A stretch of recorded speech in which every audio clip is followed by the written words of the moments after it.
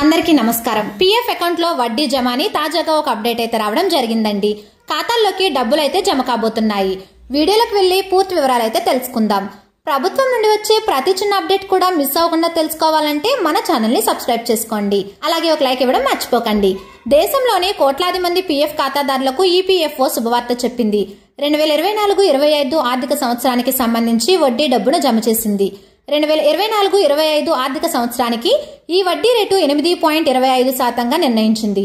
PF ఖాతాలో ఉన్న employer share డబ్బులపై 8.25% వడ్డీకి తగినట్లు ఈ డబ్బును జమ చేసింది.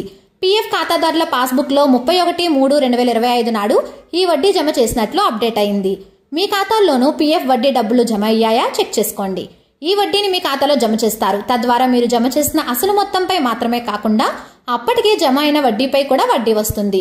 ఇది దీర్ఘకాలంలో మీ పీఎఫ్ నిధిని గణనీయంగా పెంచుతుంది.